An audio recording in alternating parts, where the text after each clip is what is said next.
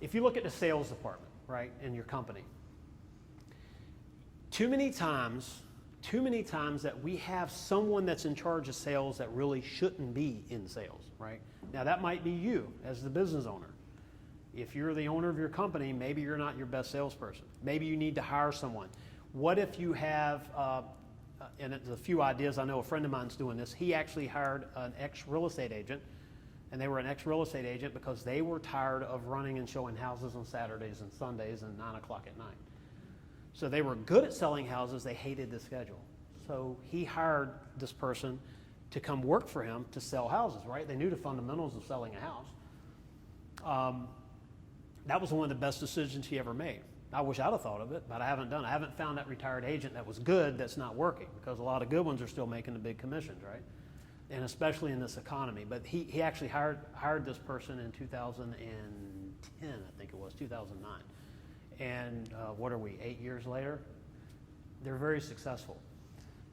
Finding the right person in sales will be the fundamental, I think, core of any business, whether you're renovating someone's house, you're selling bathrooms, you're selling kitchens, whatever you're selling. I think that's going to be it. Yes, sir?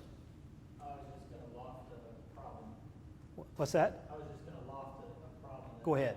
What you got? So, part of it's growth, moving from like a one-man show to having a team. And then the other part, piece of that really that stands out to me is hiring the right people. Any thoughts on that? All right. Well, building a team if you're a solo show, building a team.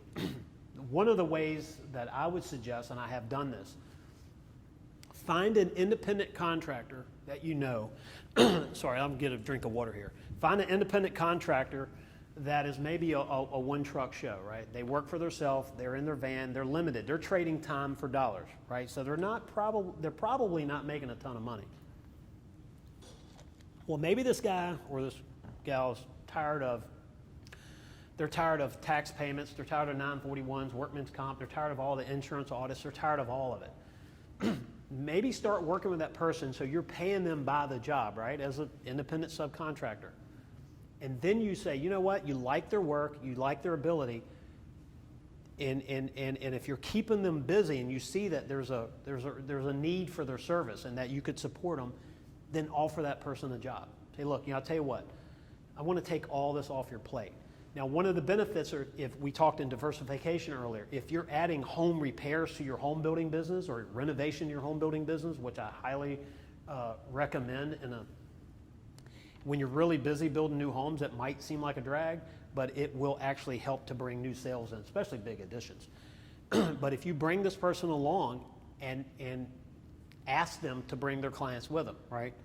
So if they're going to come work for you, maybe they're not doing work for their existing clients on nights and weekends. Maybe they bring that person in. So not only do you bring in someone and you hire them, but you're bringing the handful of clients that they have, regular clients that they have. Now, always throw the caveat out there. Make sure that your attorney and your tax advisor, make sure that you consult with them to make sure it's the right decision for you business-wise. Because I never want to give you tax advice, legal advice. That's not what I do. Just what would I do? And I have done that before. But for us, it made sense. It made sense to hire this person, and they actually came with a little bit of clientele. But I saw their work in hiring them. I didn't have a risk in the beginning because they were a subcontractor. They had license, insurance, business license. They had workman's comp. I couldn't believe that. They had it all. So that's how you can expand your team with very little investment. You're not going out and hiring a bunch of people and then having that nut to crack every week. Every Friday, you got the paycheck every month, the tax withholdings or however it's done in your area. Now, hiring the right people, part of that hiring the right person is you've hired them individually to do other projects. You were able to see the quality of work that they did, so you felt comfortable offering them a job. You'd sort of had that interview already. If you wouldn't mind, would you pass these around?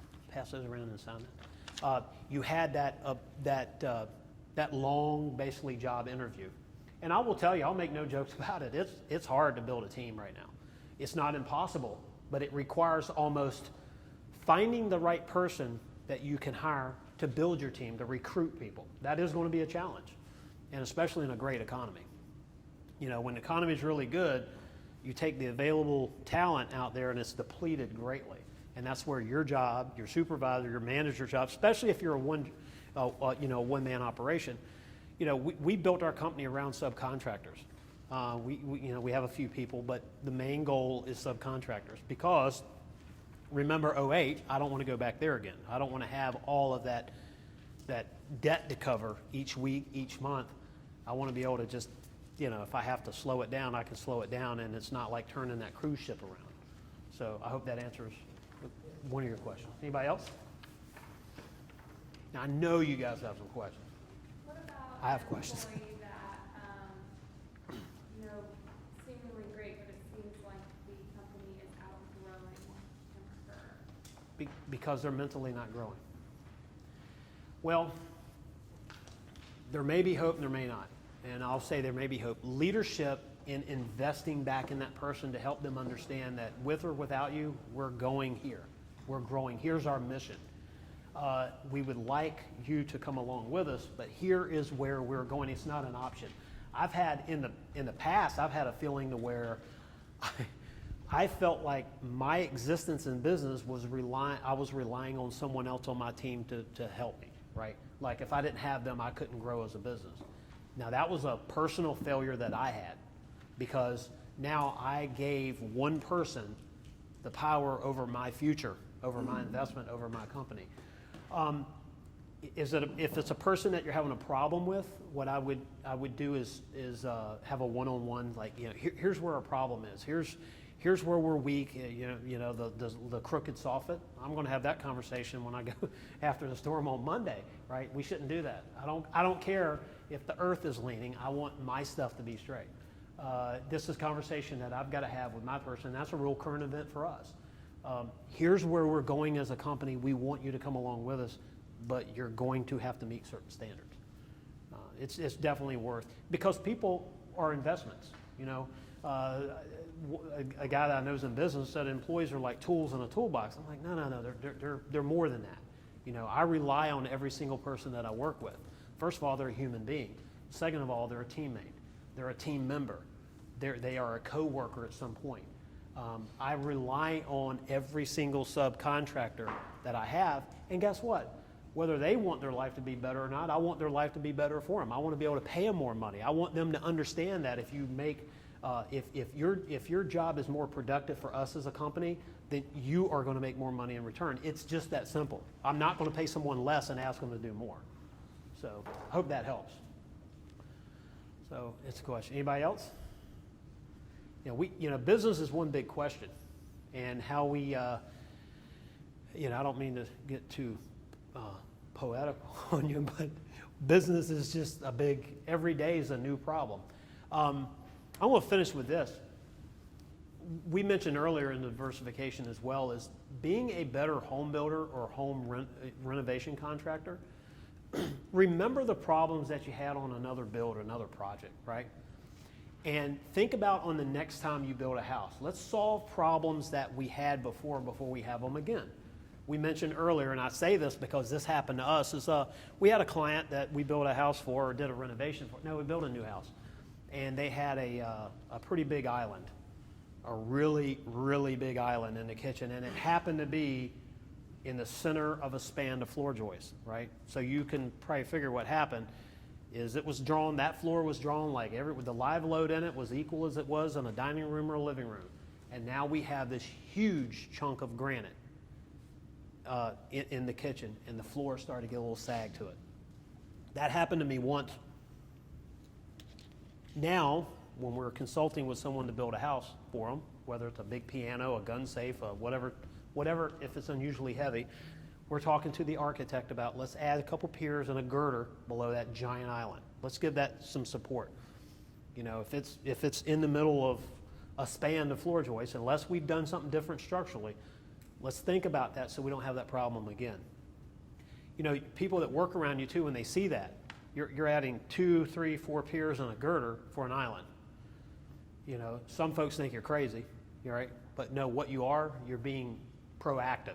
Remember, we're not reactive. We're not reacting by getting a complaint where we have to go out and, jack someone's floor up and then go out and do it later. That looks like you didn't build it right and now you're doing some, halfway repair. Now, when you do it from day one, you don't have that problem. Now, your client's not going to pat you on the back for a problem they didn't know they were going to have, right? If they never have the problem, but the goal is that you give someone a house that, hey, we have caulking joints to fix, we have a doors that maybe you have to adjust, but we don't have floors we have to jack up, we don't have foundations we have to fix. Those are the big things, and that's what scares the life out of everybody. So starting to look at problems that you've had in the past with building or renovating and solve those problems in the future. Let's have new problems. Let's not have the same problem, and that's one of the big deals. My big takeaway for today is be an effective leader.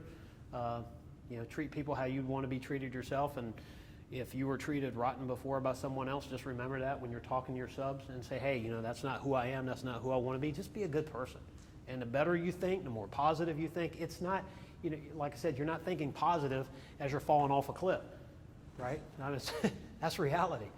But your goal is every single day to be the most positive, inspirational leader that you can be, and your company will prosper from that. So I hope you've taken something away from today, and hope you sign in, and any questions you have, let me know. Thank you very much. Appreciate it.